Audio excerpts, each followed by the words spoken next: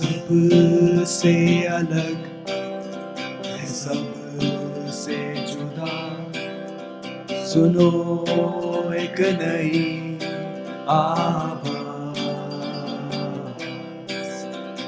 باتیں نئی ہے، نیا انداز، سنو ایک نئی آواز، دل سے ہے آپ کے ساتھ،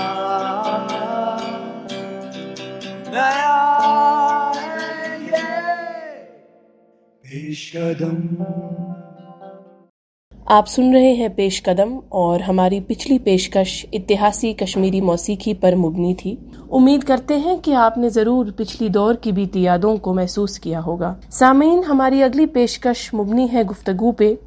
گفتگو ایک ایسی مشہور و معروف شخصیت سے جو وادی کی روایت اور ثقافت کو زندہ رکھنے میں کئی برسوں سے جڑے ہوئے ہیں، جو نہ صرف ایک کثیر لسان بلکہ لیکھک، شاعر اور جانے مانے براڈ کاسٹر ہیں، جناب ستیش ومل صاحب۔ پیش ہے ہمارے رپورٹر فیصل فیاض کی یہ رپورٹ۔ ریڈیو پیش قدم کی سننے والوں کو فیصل فیاض کا آداب۔ ہمارے ساتھ ہے آج ہمارے خاص مہمان، وادی کے مشہور اور معروف شخصیت جناب ستیش ومل صاحب۔ سر، آپ کا خیر مقدم ہے ہمارے شو ریڈیو پیش قدم میں۔ بہت بہت شکریہ آپ کا۔ سر، وادی کشمیر کے اتہاس میں کشمیری موسیقی کو الگ وقار حاصل ہے۔ ہم چاہیں گے کہ آپ کشمیری روایتی موسیقی کے سفر پر کچھ روشنی ڈالیں۔ کشمیر کی موسیقی اتنی پرانی ہے جتنی ہماری تاریخ، ہماری تہذیب کی جو روانی ہے اس کے ساتھ ساتھ ہی موسیقی شروع ہوئی ہے۔ آج سے 1500 سال پہلے کشمیر سے ہی ناٹیہ شاستر ہم نے دیا ہے۔ ناٹیہ شاستر تو تھیٹر پہ کتاب، لیکن اس پہ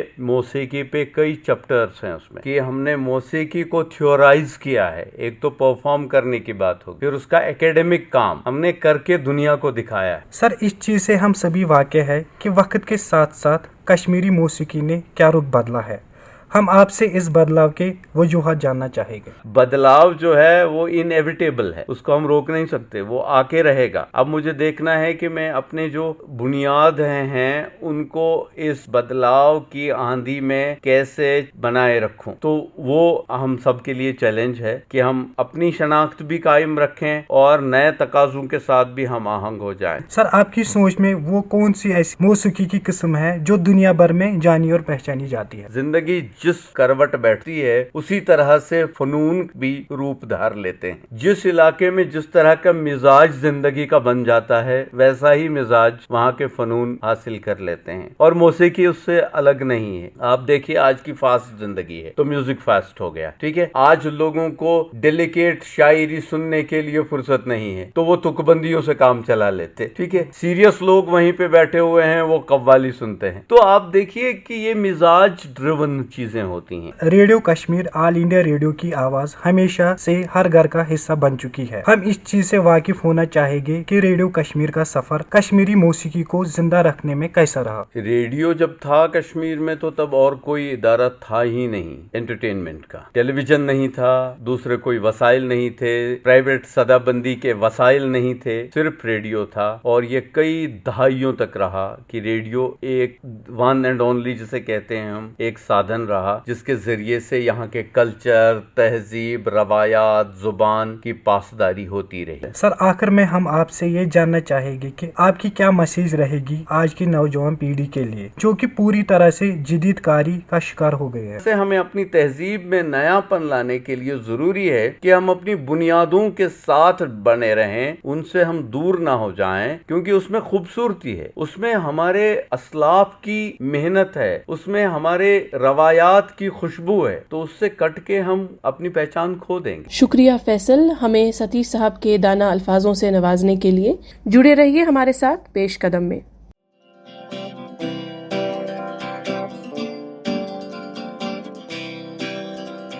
سب سے الگ ہے، سب سے جدا، سنو ایک نئی آواز،